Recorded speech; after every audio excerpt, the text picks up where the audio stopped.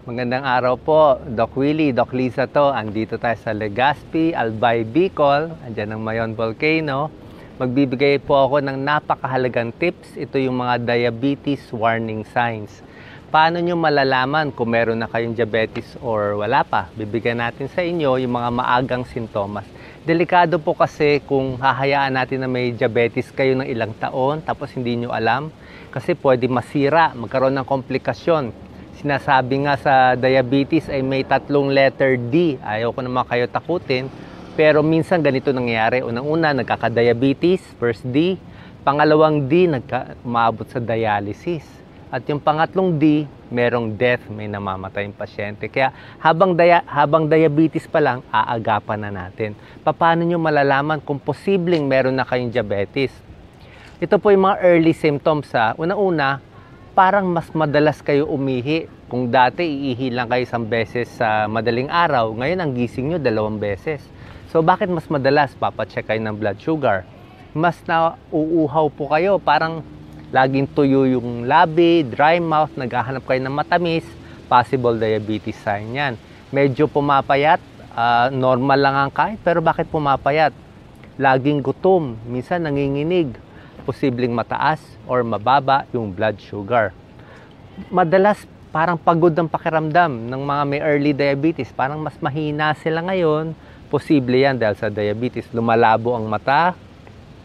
May sugat kayo. Dati naghihilom 2 araw. Ngayon 1 linggo bago maghilom. Namamanhid ang paa. Yan, very common symptom yan. Namamanhid ang kamay, namamanhid ang paa. Nasisira yung mga nerves sa diabetes po yan. At sa kababaihan, minsan merong mga infection like vaginal infection, may discharge, posible din galing sa diabetes. Ngayon, kung meron kayong ganitong symptoms, lalo na po kung may lahi kayo, let's say magulang nyo may diabetes, papacheck nyo po ang fasting blood sugar. Yan. Mas maganda po pacheck yung hemoglobin A1C. Ang hemoglobin A1C, mas accurate siya, 3 months yan ng blood sugar ninyo. Paano kung mataas ang blood sugar ninyo? Pag lampas 126 mg per DL o lampas mga 7, malamang kailangan na po uminom ng gamot. Bukod sa dieta, mas safe na uminom na konting gamot. Pero kung konti lang ang taas ng blood sugar nyo, pwede pa natin kunin sa dieta. Anong klaseng diet gagawin natin? Sasabihin ko na yung tunay, prangkahan na to.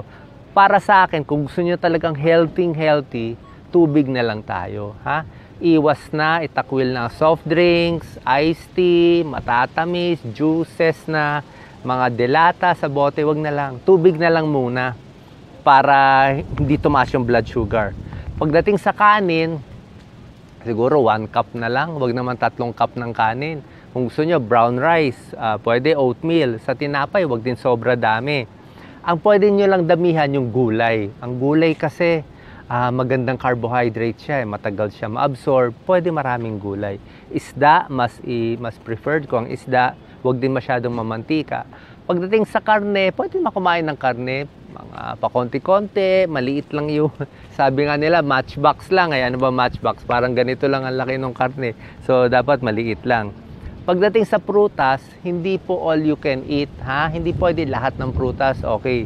Pwede kayo mansanas, peras, saging sa diabetes, 1-2 saging, okay lang. Ang medyo bawal at babawasan sa diabetes, ubas, grapes, napakatamis. Siguro 10 piraso lang or less. Mangga, napakatamis. Pakwan, matamis din Sa pagkain ng prutas, ang tip ko lang, huwag po sobrang hinog. Huwag yung hinog na siya kasi pag masyado siyang hinog, malambot na siya, mataas na blood sugar nun Mataas ang fructose Yung tamang-tama lang. Pagkaing bahay, mas safe po kaysa kumain sa labas. At syempre, galaw-galaw. Exercise, lakad, kung kaya mag-jogging, jogging. Pero kung hindi, lakad-lakad lang. Para makababa din doon sa timbang at sa blood sugar ninyo. At syempre, add ko lang, bawal na bawal manigarilyo. Please, may diabetes ka na, naninigarilyo ka pa, talaga mapuputol yung paa paano gagawin natin? So, tanggal na talaga. Deadly yan pag pinagsama. Alak din, maganda iwasan. Matamis din kasi kahit beer. Okay, so tandaan yung 3 D, diabetes, yan ang #1 cause ng dialysis. At yun na nga, pag dialysis, medyo mahirap na. So, prangkahan lang to, para at least sana mabago nyo pa yung buhay nyo, maayos nyo, maba ang buhay nyo, at ma-enjoy nyo yung pamilya nyo. Salamat po sa pag-like at pag-share. Para lang po to sa inyo. God bless.